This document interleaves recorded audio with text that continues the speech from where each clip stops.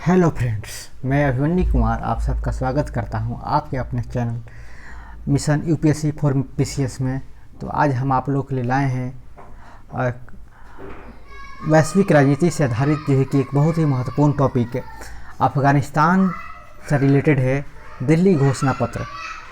आप सब जानते हैं कि इतिहास और राजनीति में सबसे जो इम्पोर्टेंट जो चीज़ होता है वो होता है संधि, युद्ध, संधि और घटनाएं। ये सब एक दूसरे से जो है कि परिचालित होती है। तो इसके अंतर्गत हम देखेंगे अफ़गानिस्तान जो है कि हुआ है दिल्ली घोषणा पत्र का घोषणा हुआ है, ठीक है ना। ये किया गया है राष्ट्रीय सुरक्षा, ठीक है ना, राष्ट्रीय सुरक्षा जो है कि सलाहकार NSA का सम्मेलन हुआ है दिल्ली में। तो इसमें जो है कि टोटल 8 देशों ने भाग लिया था, 2 देश नहीं भाग लिए, वो एशिया के थे।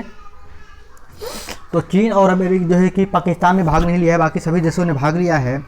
तो हम देखते हैं कि क्या है इसका कहानी, ठीक है ना। तो आप जानते हैं कि चीन जापान जो है कि अफ़गानिस्तान जो है कि युद्धग्रस्त हो रखा है। तो उस युद्धग्रस्तता से दुनिया को प्रभाव ज़्यादा ना पड़े, उससे बचने के लिए ये जो है कि समझौता हुआ है। तो हम बात करें तो आप देख रहे हैं यहाँ कि आतंकवाद को बढ़ावा नहीं देने के लिए जो है कि चाहिए, आतंकवाद बढ़ावा देने के लिए नहीं होना चाहिए अफ़गानिस्तान के ज़मीन का इस्तेमाल, ठीक है ना।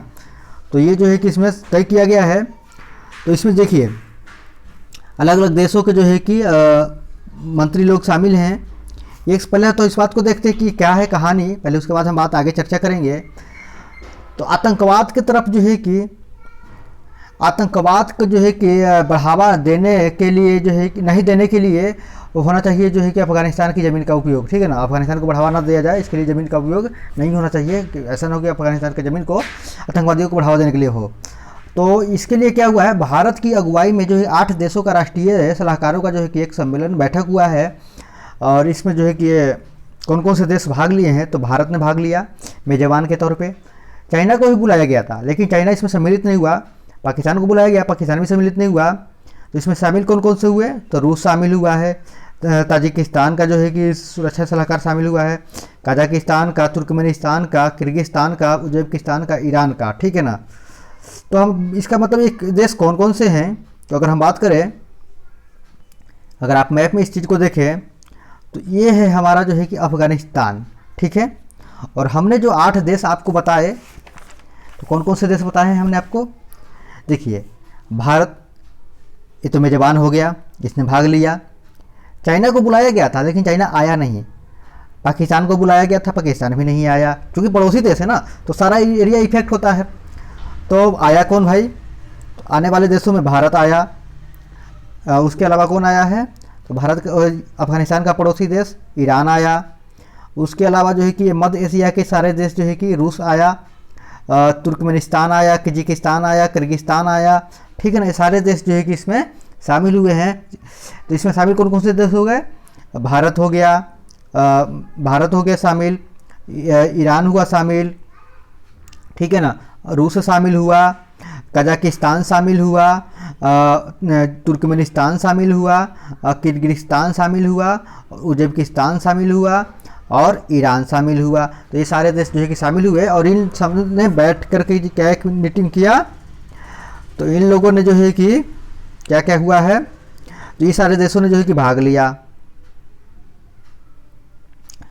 अब इसकी बात अगर हम करें इस बैठक में क्या क्या हुआ, तो आप देख रहे हैं बाकी देशों के जो राष्ट्रीय सुरक्षा सलाहकार हैं, और ये है नरेंद्र मोदी जी, और ये है जो है अजीत डोभाल, ठीक है ना। तो हम देखते हैं कि कौन कौन से लोग शामिल हुए थे।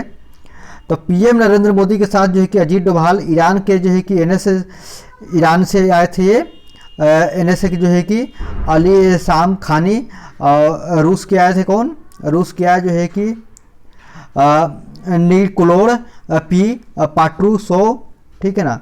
उसके अलावा कजाकिस्तान की अगर हम बात करें, तो कजाकिस्तान के आए थे कौन, तो कजाकिस्तान के थे करीम मासीमो, ठीक है ना। किर्गिस्तान की अगर हम बात करें, तो किर्गिस्तान के जो है कि मरात मुकोनोविच। अगर हम ताजिकिस्तान की बात करें तो नसरुल्लो रहमतजो मोहतजो, ठीक है ना। तुर्कमेनिस्तान की अगर हम बात करें तो तुर्कमेनिस्तान के सिकोवे और नमय, उज्बेकिस्तान के भी आए थे। तो उस उज्बेकिस्तान के कौन थे? विक्टर मखूनोमोव, ठीक है ना। तो ये सब शामिल हुए थे। तो इसके अंतर्गत क्या हुआ, तो हम बात करते हैं थोड़ा सा और डीप में। तो भारत की अगुवाई में 8 देशों की जो कि राष्ट्रीय सुरक्षा सलाहकार NSA स्तर की बैठक दोहराया गया कि आतंक को बढ़ावा देने के लिए अफगानिस्तान की ज़मीन का उपयोग नहीं होना चाहिए। तीसरे स्तर का जो है तीसरी बार जो है कि बैठक हुई थी। तो इस दिल्ली घोषणा पत्र में जारी किया गया है, इसमें क्या कहा गया है? पहला है पॉइंट कि अफगानिस्तान की जो है कि हालात सामान्य होने तक संयुक्त राष्ट्र को अफगानिस्तान में अपनी मौजूदगी बनाए रखनी होगी, ठीक है ना। कहा गया है कि संयुक्त राष्ट्र को जो है कि जब तक वहाँ पर स्थायित्व न प्रदान हो जाए तब तक वो मौजूदगी बनाए रखना होगा संयुक्त राष्ट्र को। और संकटग्रस्त जातियों को जो है कि संकटग्रस्त लोगों को बिना किसी भेदभाव के जो है कि मानवीय जो है कि सहायता सुनिश्चित करनी होगी, ठीक है ना। उसके बाद दूसरा जो घोषणा में किया गया है, घोषणा पत्र में यह भी कहा गया है कि तालिबान को हर हाल में जो है कि समावेशी सरकार बनानी होगी जिसमें हर वर्ग को समान जो है कि भागीदारी और सभी को जो है कि समान अधिकार प्राप्त होंगे, ठीक है ना। ठीक है। उसके अलावा इसकी अगुवाई किसने किया था? भारत ने किया था। भारत पाकिस्तान को और चीन को भी बुलाया था, लेकिन नहीं आए वो दोनों, ठीक है ना। इसका जो है कि बैठक का जो है कि अध्यक्षता जो है प्रधानमंत्री नरेंद्र मोदी और जो है कि भारत के अजीत डोभाल जो सुरक्षा सलाहकार अजीत डोभाल ने किया। इसमें कौन कौन से देश शामिल हुए आपको पहले बता चुके हैं। तो रूस, Tajikistan, Kazakhstan, Turkmenistan, Kyrgyzstan, Uzbekistan, Iran, ये सभी वे देश हैं जो ईरान के पड़ोसी राष्ट्र हैं, जिन पर जो है कि इसका वहाँ पर होने वाले किसी भी घटना का इफेक्ट होगा। तो इसलिए सारे पड़ोसी देशों ने जो है कि बैठक हुई है। अगर हम बात करें तो भारतीय NSA के जो है कि अजीत डोभाल ने इसकी अध्यक्षता करते हुए अफगानी लोगों की पीड़ा को पर गहरी चिंता व्यक्त किया और कुंदुज, कंधार, काबुल में आतंकवादी हमलों की निंदा की। उन्होंने कहा कि भारत की नीति जो है कि पेश करते हुए आंतरिक मामलों में संप्रभुत्ता, क्षेत्रीय अखंडता पर जो है कि जोर दिया और शांति अस्तित्व की जो है कि भावना पर समर्थन किया, ठीक है ना।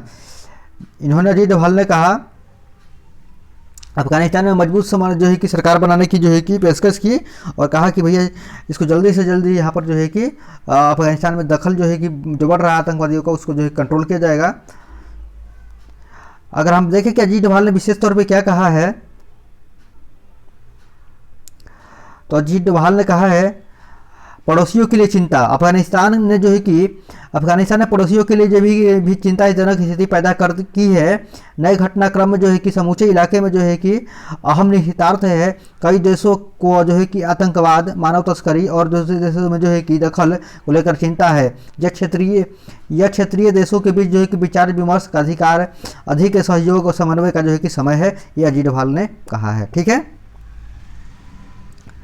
तो अगर हम बात करें कि इसमें क्या क्या हुआ तो जो है आपको बताया पहले ही कि जब तक जो है कि वहाँ शांति बहाल नहीं हो जाती है संयुक्त राष्ट्र संघ की जो है कि टीम वहाँ रहेगी। और दूसरा कहा गया है कि संकटग्रस्त लोगों को बिना जो है कि किसी भेदभाव के जो है कि मदद सुनिश्चित करनी चाहिए।